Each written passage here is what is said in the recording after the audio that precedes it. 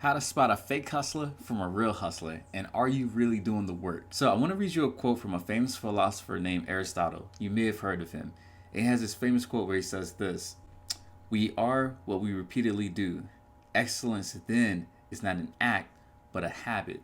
And I love that quote because it speaks directly to habits and how you are what you do and how that gets the success that you're looking for. It's not by hoping and wishing, but it's by doing, and it's the acts that you do day in and day out. I love the idea of getting 1% better with anything in life, and it's something that I actually have written on my mirror. By focusing on how do I become 1% better, I take a lot of pressure off of myself of having to obtain this massive skill set all in a short period of time. Even though it is possible, but it takes a lot of pressure off what actually and what happens when we actually do that, it actually encourages us to keep moving forward at a consistent pace. There's a great quote, another great quote, that says a steady drip of water can put a hole in a rock.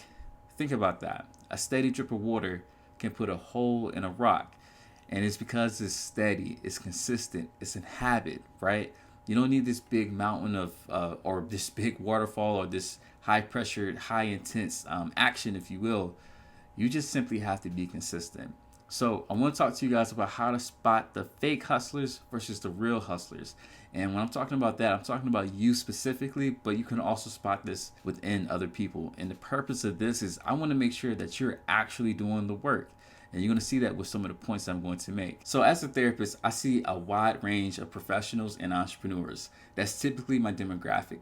But what's really different is to see the mindset between all of them, because I have some clients who are just simply go-getters. I can give them a task and they're going to come back, and sometimes even before we meet, they may email me and say, "Hey coach, here's the thing that you asked me for." And I'm like, "Ooh, man, you killing it. Great, great. Appreciate it." And then I have some who forget, or they don't do the work, or they just simply come up with an excuse. And here's the thing, guys, and I don't want to be mean when I say this. I just want to be real. We do need people to cook burgers, to bag groceries, to wash cars, and to do all of these service things. And as I say that, I'm not saying that you have to stay in that role forever, because I think there is a revolving door, right? Like people are always coming up, right? Like the high school graduate who's working that McDonald's job or Chick-fil-A job because they're in school, right? Like we do need those people. I don't want that to be you for long periods of time. I don't want you to be stuck in that place. So that's why this podcast is strictly for you. I want you to be able to spot when you're doing the work so that you can keep doing the work. So the first point that I want to make is when people tell themselves that they're manifesting. And manifesting, I think, is cool. It's great. I'm not a big manifester. Like, I know what I want in life, and who knows, maybe that is a form of manifesting. But what's more important than manifesting is going out there and getting the things that you just manifested about.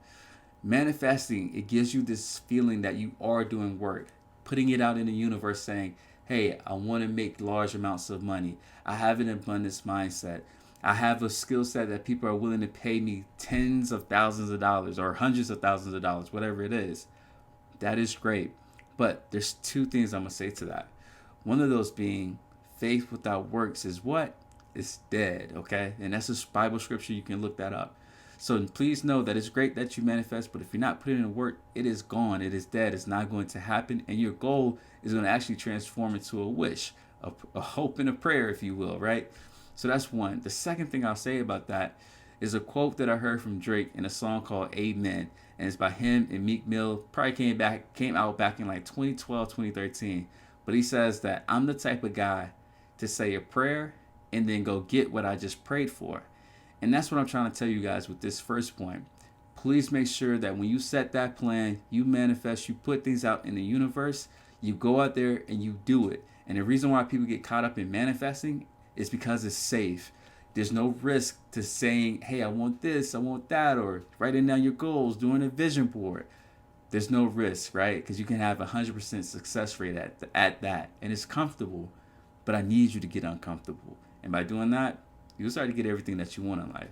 So that's point number one. Point number two, and I love this one, right? And you have to be on the lookout for this one, especially my high performers. You have to know the difference between learning and practicing.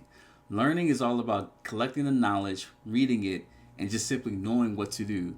But the practicing is when you implement the knowledge that you just learned. And that's where the true power is. I see a lot of people who think that they're just one course away, one book away, one webinar away. And these things are great because I do take webinars, I do create courses and take courses, right? And read books. I do that stuff. But I'm also implementing them. And I implement them in my therapy sessions, my coaching sessions, in this podcast, in my personal life, like all facets, right? And that's really where this true strength for lies, right?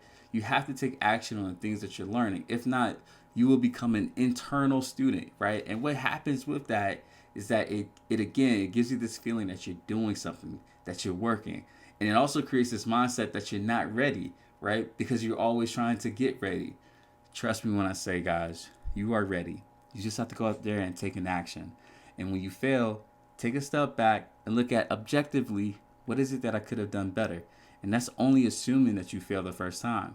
You may hit it out the park. You may have some success, right?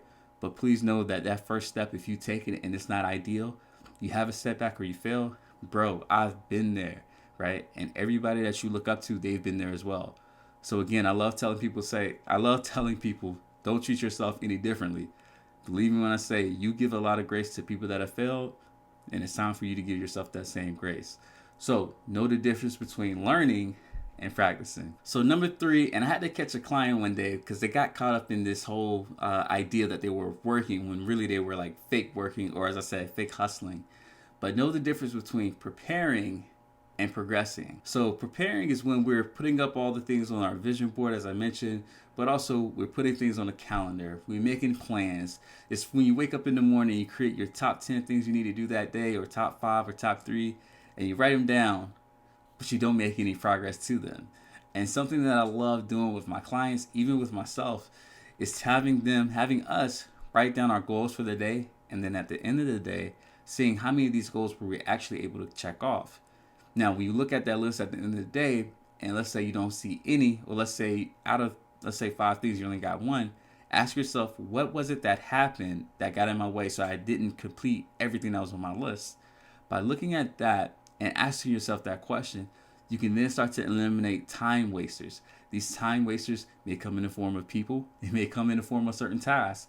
Eliminate these so that you can be more productive and you can be absolute killing it when it comes to your goals for that day. So know the difference between preparing, right? So it's always, I'm getting ready, I got to get ready, right? And all this other stuff, it kind of goes with the idea again of reading, taking courses and all that other stuff. Like you eventually got to take action.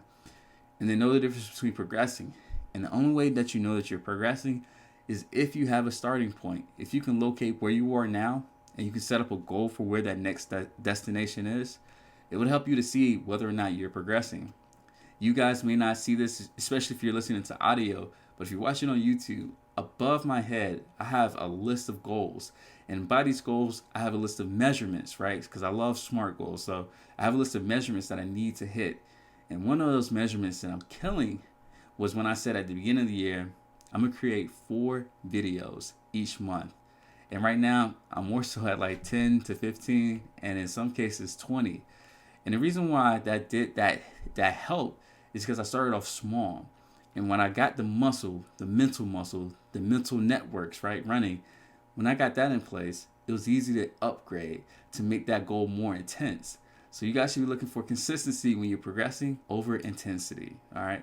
So again, the first one, people that are manifesting versus taking action.